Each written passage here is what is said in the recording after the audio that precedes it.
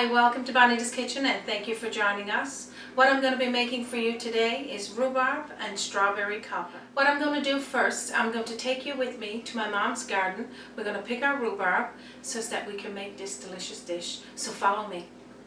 Thank you for joining me here in my mom's garden. What we're going to do now is pick our rhubarb to take back to our kitchen, and what we're going to make is rhubarb and strawberry cobbler. What I'm going to do, I'm not going to cut the rhubarb, I'm going to pull it from the root, because pulling it from the root leaves it there for it to continue growing. So let me show you what that looks like.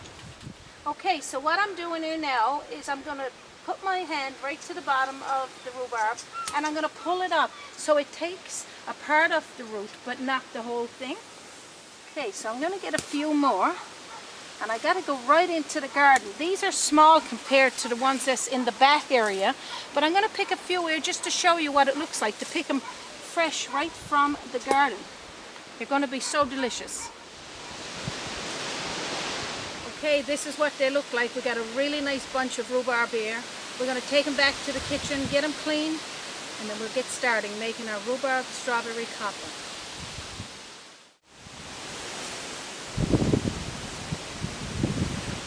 We're back to my place now. Before we go inside, what I'm going to do is wash these rhubarbs. So basically what I'm going to do is just toss them out onto the grass and just give them a light spray just to take any of the clay or insects that's on them.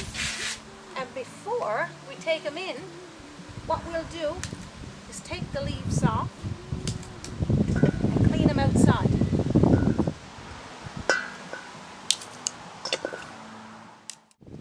Okay, so that was the last one. What we're going to do now is take these inside and let's get started making our rhubarb strawberry cobbler.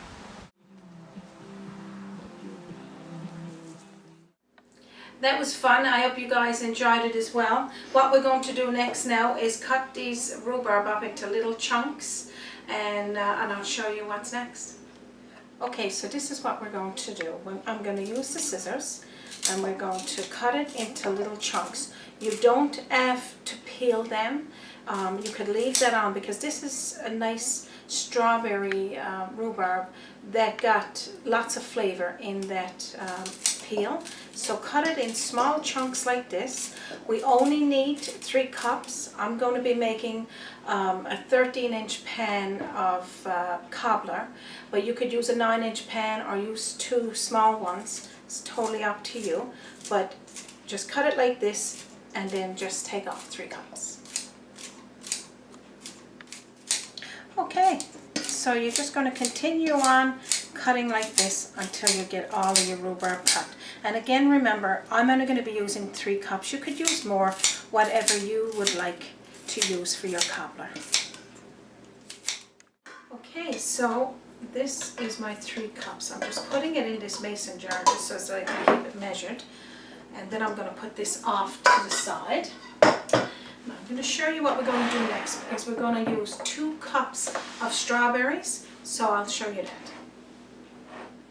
Okay, so like I was saying, we're going to use 2 cups of strawberries, and you cut it in just pieces. I got 1 cup there, and what I'm going to do now is grease the pan. Lightly grease it before you get started. Even though the strawberries and the rhubarb is at the bottom of this pan, when the batter on top starts to cook, it'll go down through a bit. I don't want for it to stick. So let's show you what's to do next.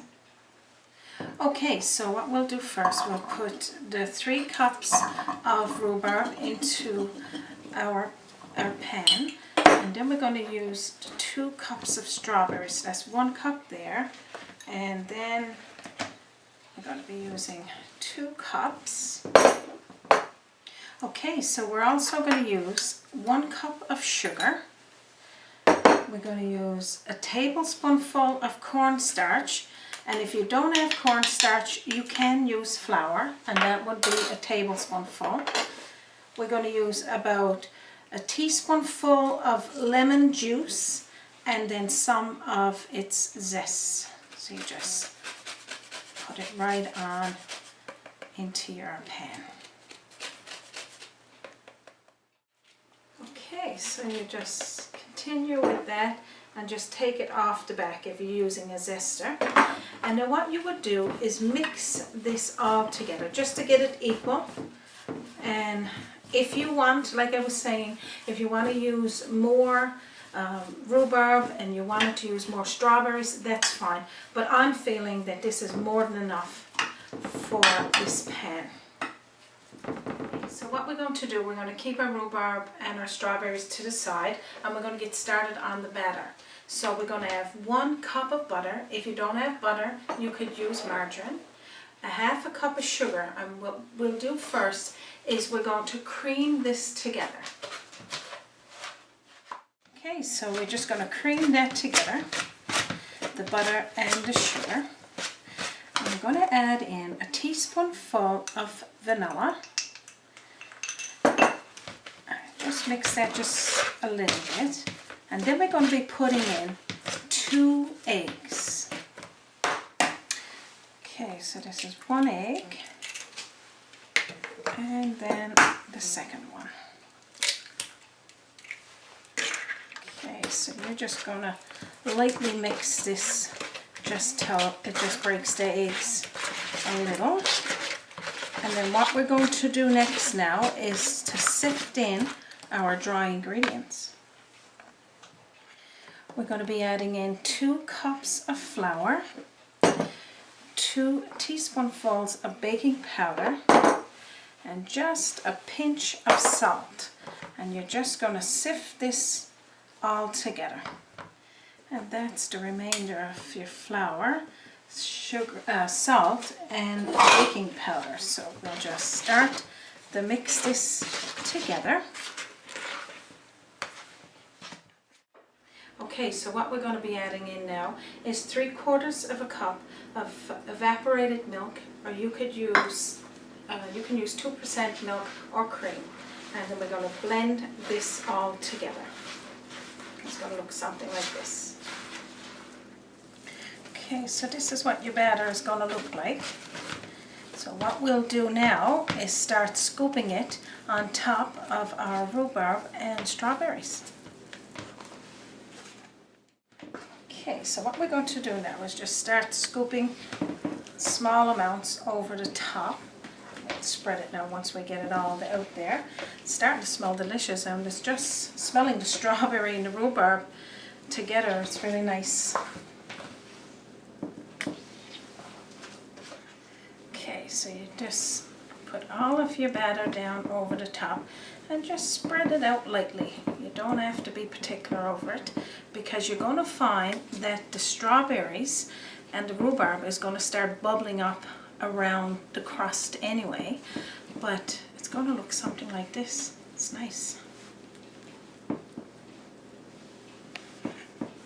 Okay, so now that it's all spread out, it's going to look something like this. What we're going to do now is put our rhubarb and strawberry cobbler in the oven on a 350-degree heat for 40 minutes to an hour, depending on your oven. It could be ready in 40. You can check it. It'll be a nice golden brown, and you'll see, you know, the jams bubbling up through. Okay, now I'll put mine in the oven and meet me back here when it's baked.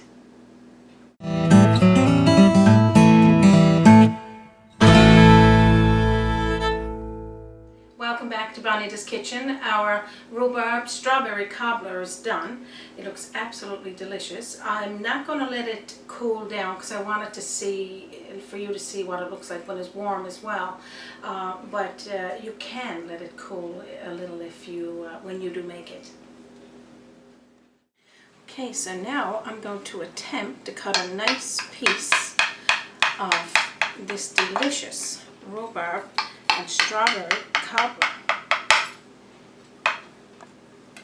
Okay, so, oh wow, this looks and smells delicious. So now I'm going to take up the juices of it and just pour down over the side. Of course it's in the bottom as well, but I just want a little bit over the top.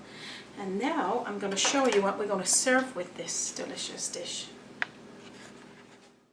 So what I'm going to be serving with my rhubarb strawberry cobbler is carnation thick milk, and it's a cream that you would buy in your grocery store, and you've got to cool it in your fridge and then shake it, and then it'll come out nice and thick, and you just put a dollop over the top, of course as much as you like. Anyone that likes this cream would like more than less, and this is what it's going to look like. Don't this look delicious? Anyone that got rhubarb in your garden, please pick them and make these delicious dishes. I also got rhubarb strawberry jam on Bonita's Kitchen and a rhubarb relish.